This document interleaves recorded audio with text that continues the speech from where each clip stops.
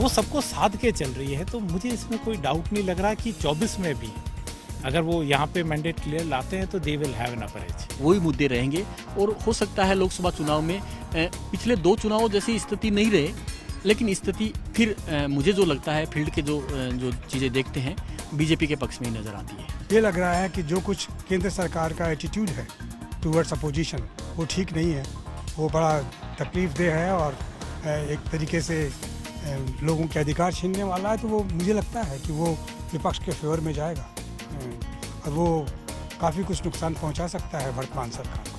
लोकसभा चुनाव पर हमारी स्पेशल सीरीज जिसका नाम है देश किसका, इसके दूसरे एपिसोड में हम आपको राजस्थान का एक्सपर्ट ओपिनियन दिखाने जा रहे हैं।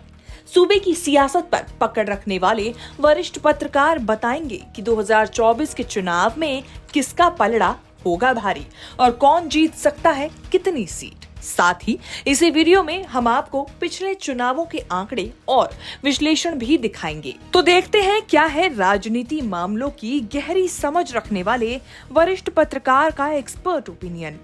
2024 में आपके हिसाब से कौन सी पार्टी कितनी सीटें जीत सकती है, क्या लगता है समीकरण बन सकते हैं?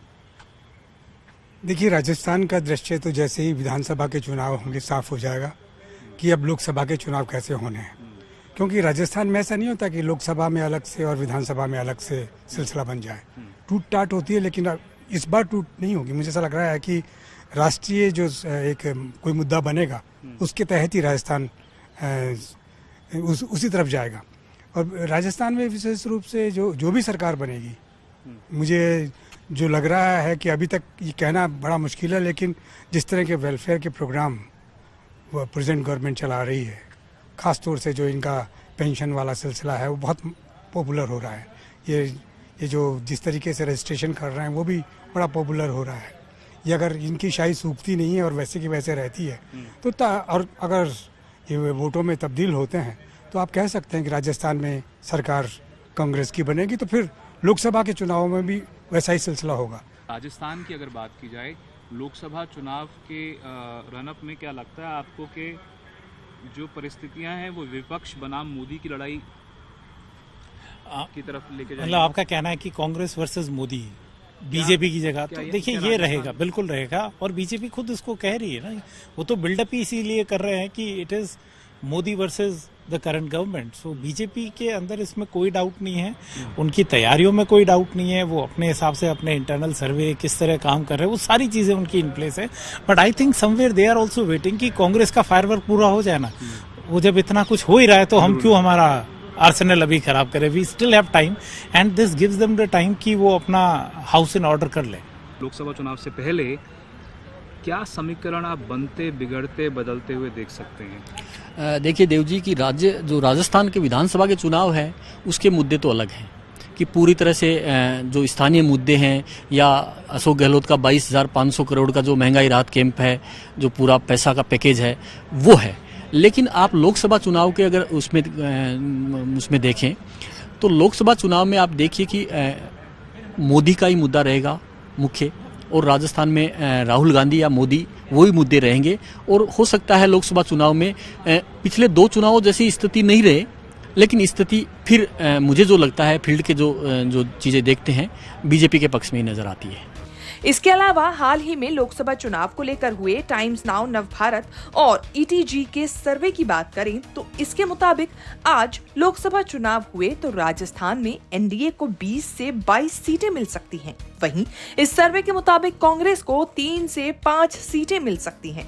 इसके अलावा अन्य के खाते में 1 सीट जा सकती है। राजस्थान में कुल 25 लोकसभा सीटें हैं और इस सर्वे के हिसाब से बीजेपी का पलड़ा भारी लग रहा है। वहीं वोट शेयर की बात करें तो टाइम्स नाउ नवभारत और ईटीजी के सर्वे के मुताबिक एनडीए को 51.10% वोट मिल सकते हैं, जबकि कांग्रेस का वोट शेयर 38.70% रह सकता है। राजस्थान में क्या लगता है कि जो चुनाव लोकसभा के होने हैं उसको लेकर विपक्ष बनाम मोदी की लड़ाई हो सकती है?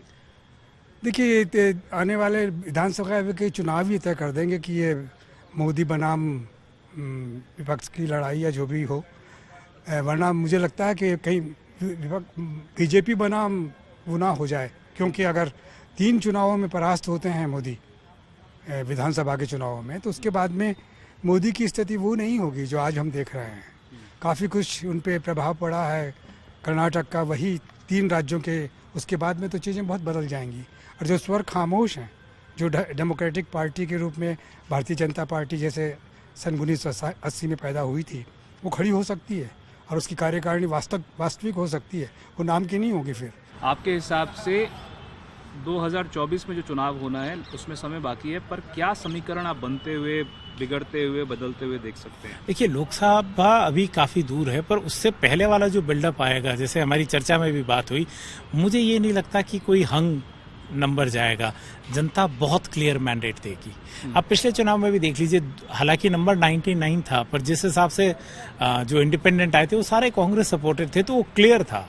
तो मेरा पिछली बार जैसे जब मैंने अपना ट्रिप कंक्लूड किया था, तो मेरा असेसमेंट था somewhere around 130 Congress from 21। So I still remember talking to Avinash Pandey, तो मैंने कहा था आप 130 ला सकते हैं। लोकसभा को लेकर क्या कहना चाहिए? लोकसभा को लेके विधानसभा के रिजल्ट पे काफी कुछ डिपेंड करेगा, बट हाँ, मैं अभी जिस तरह से घूमता हूँ, कई स्थानीय लोगों को अब डाउट होने लगा है। उन एमपीज को लेके एंटी इनकम्बेंसी है। बट देखिए, एक और बात है, इसमें कोई तारीफ नहीं है, बीजेपी पॉलिटिकल पार्टी ज्यादा एक इलेक्शन फाइटिंग मशीन है। सो जहां उनका वेयर एंड टेयर होता है ना, जो फॉर्मूला 1 में रेस में कार की स्पीड कम नहीं होती, वो पुर्जे बदलते हैं, तो वो लोग और चीजें बदलने में टाइम नहीं लगाएंगे। अभी उनको लगा कि अगर उनका जो भी अलाइनमेंट उन्हें करना था, जैसे आपने कहा कि सतीश पूनिया वर्सेस वसुंधरा राजे लग रहा था, तो अगर उनको कंटेन करना था, पैसिफाई था, तो उन्होंने एक को हटाया और उन्हीं को वापस अपने 5 लोगों की पार्टी में एक एडजस्टमेंट भी कर दिया। तो वो हैं भी और नहीं भी, तो वो सबको साध के चल रही है। तो मुझे इसमें कोई डाउट नहीं लग रहा कि 24 में भी अगर वो यहाँ पे मैंडेट क्लियर लाते हैं तो they will have an upper as. इससे पहले मई में देश भर में किए गए एनडीटीवी CSDS के सर्वे के मुताबिक जब लोगों से सवाल पूछा गया कि 2024 में क्या एक बार फिर मोदी की सरकार बनेगी, तो 42% लोगों ने हाँ में जवाब दिया, जबकि 38% लोगों का जवाब नहीं में था। वहीं 18% लोगों ने कहा कि वो इस बारे में कुछ नहीं कह सकते। जब एनडीटीवी CSDS के सर्वे में लोगों से ये सवाल पूछा गया कि आज चुनाव हुए तो किसको वोट देंगे, तो 39% लोगों ने बीजेपी का नाम लिया, जबकि 29% लोगों ने कांग्रेस और 28% लोगों ने अन्य के विकल्प को चुना। वर्तमान स्थिति को देखते हुए आपको लगता है कि समीकरण क्या बन सकते हैं, क्या बदल सकते हैं? देखिए, ये जो हालात चल रहे हैं उसमें एक जो आवाज़ आ रही है कि जो शासन है, केंद्र का शासन, वो राज्यों की स्वायत्तता समाप्त कर रहा है, राज्यों के अधिकार समाप्त कर रहा है, उसके खिलाफ राज्य यूनाइट होंगे। और साथ साथ में ये लग रहा है कि जो कुछ केंद्र सरकार का एटीट्यूड है टूवर्ड्स अपोजिशन, वो ठीक नहीं है, वो बड़ा तकलीफदेह है और एक तरीके से लोगों के अधिकार छीनने वाला है। तो वो मुझे लगता है कि वो विपक्ष के फेवर में जाएगा और वो काफ़ी कुछ नुकसान पहुंचा सकता है वर्तमान सरकार को। राजस्थान के राजनीतिक इतिहास और पुराने आंकड़ों पर गौर किया जाए तो 2014 के लोकसभा चुनाव में बीजेपी ने राजस्थान में अकेले ही क्लीन स्वीप किया था। 25 सीटें बीजेपी के खाते में गई थी, जबकि कांग्रेस खाता भी नहीं खोल पाई थी। वोट शेयर की बात करें तो कांग्रेस को 30.7% वोट मिले थे, जबकि बीजेपी को 55.6% वोट मिले। इसके बाद 2018 के विधानसभा चुनावों की बात करें तो 200 सीटों की विधानसभा में कांग्रेस ने 100 सीटों पर जीत हासिल करके सरकार बनाई थी, जबकि बीजेपी को 73 सीटें मिली थी। इसी चुनाव में वोट शेयर की बात करें तो कांग्रेस को 39.30% वोट मिले थे, जबकि बीजेपी का वोट प्रतिशत 38.77 रहा। इसके बाद 2019 के लोकसभा चुनाव की बात करें तो इसमें बीजेपी ने 25 में से 24 सीटें जीती थी, जबकि इस चुनाव में भी कांग्रेस खाता नहीं खोल पाई थी। वोट शेयर की बात करें तो कांग्रेस को 34.24% वोट मिले थे, जबकि बीजेपी को 59.07% वोट पड़े थे। राजस्थान में कांग्रेस की सरकार है, इसकी अंदरूनी कलह जग जाहिर है। ऐसे कहीं ना कहीं इसका असर चुनाव पर तो पड़ेगा ही। राजस्थान में इसी साल विधानसभा चुनाव होने हैं, उसके बाद अगले साल लोकसभा चुनाव। एक्सपर्ट ओपिनियन के आधार पर अभी तक तो बीजेपी का ही पलड़ा भारी लग रहा है। अब आगे ये देखना दिलचस्प होगा कि अब की बार किसका साथ देगी जनता और किसकी बनेगी सरकार।